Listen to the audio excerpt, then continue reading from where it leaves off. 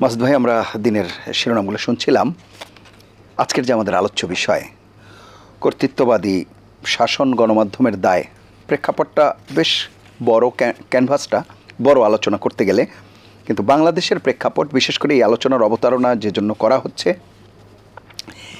এই সদ্য বিদায় নেয়া যে সরকার, বাংলাদেশ আওয়ামী লীগের নেতৃত্বাধীন যে সরকার ছিল, যে সরকারটি দীর্ঘ 16 বছর দেশ শাসন করেছে, এবং সেই সময়ে যে অসঙ্গতি, অন্যায়, অবিচার, অত্যাচার, নির্যাতন আমরা যেগুলো এখন গণমাধ্যমে আসছে, এই বিষয়গুলোতে সমাজের বিভিন্ন অংশের দায় যেমন রয়েছে বলা হয়ে থাকে, তাতে গণমাধ্যম চতুর্থ স্তম্ভ, তাদেরও দায় আছে কিনা, কিংবা সেই বিষয়টার দায় কতটুকু, সেই বিষয়গুলো নিয়ে এখন আলোচিত হচ্ছে। বিশেষ করে এই আলোচনা আরও আসছে এই জন্য, একটি সরকার যাবে, সরকার আসবে, সরকারের যখন পতন হয় দেখা যায় সরকারের মন্ত্রী, এমপি, সরকার প্রধান তারা দেশ ছাড়ছেন, পালাচ্ছেন, আমলারা যাচ্ছেন, কিন্তু সংবাদ মাধ্যমের সাথে যারা জড়িত তাদেরও পালাতে হচ্ছে।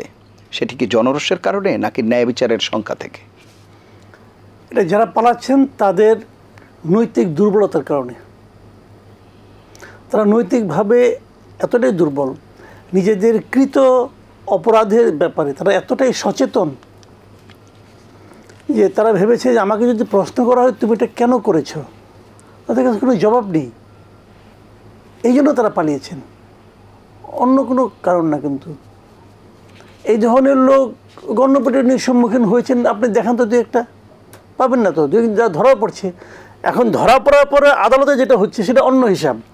ওখানে আমি মনে করি যে বিরোধী আইনজীবীদের একটা ভূমিকা আছে, তাদের একটা উস্কানি আছে, এবং তখন তারা বাধা থাকে। কিন্তু নর্মালি সাংবাদিকরা তো অনেকে আসছেন, অনেকে তো বিভিন্ন জায়গায় যারা অফিসে যাচ্ছেন। এখন যারা পালিয়েছেন বেসিক্যালি তাদের মনে একটা ওই আছে না, চোরের মন পুলিশ পুলিশ, তাদের হয়েছে ওই অবস্থা। তারা এত অপরাধ করেছেন, এত দুর্নীতি করেছেন, এত নির্যাতন করেছেন অন্য অন্য সাংবাদিকদেরকে, যে তারা আসলে সাংবাদিকই ছিলেন না। আসলে আলটিমেটলি তারা যে আচরণ করেছেন, সেই আচরণের মধ্যে ধরেন একজন লোককে আপনি কখন সাংবাদিক বলবেন? মনে করেন তার সমগ্র আচরণ, যা আচরণ আছে, তার কর্মকাণ্ড আছে, তার মধ্যে যদি 5%ও সাংবাদিকের কর্মকাণ্ড থাকে, তাহলে না হয় আপনি অনেক কষ্ট করে তাকে সাংবাদিক বলতে পারবেন। ওরা তো আপাতমস্তক ছিল আপনার দালাল, আপাতমস্তক, ব্রোকার বলে না, ব্রোকার ছিল। ওই এক জায়গার থেকে দায়িত্ব নিয়ে আসতো, এটা আমি করে দেবো, এটা আমি ব্যবস্থা করে দিচ্ছি, বিনিময়ে আমাকে ওই প্লটটা দিবেন, বিনিময়ে আমাকে এই সুবিধাটা দিবেন, বিনিময়ে আমাকে এই প্ল্যান দিবেন। এগুলি করতো ওরা, বেসিক্যালি এগুলি করতো। ওই প্রতীক হয়েছে ওই মহিলার প্রতীক, একদম সিম্পল। যারা পালিয়েছে, কেন পালিয়েছে? সাংবাদিকরা কেন পালিয়েছে? ওরা কেউ সাংবাদিক থাকে নাই তো, ওরা ওই দুর্নীতিপরায়ণ মহিলার এজেন্ট হিসেবে পালিয়েছে। মহিলাও পালিয়েছে, এরাও পালিয়েছে। তো এটা সিম্পল তো।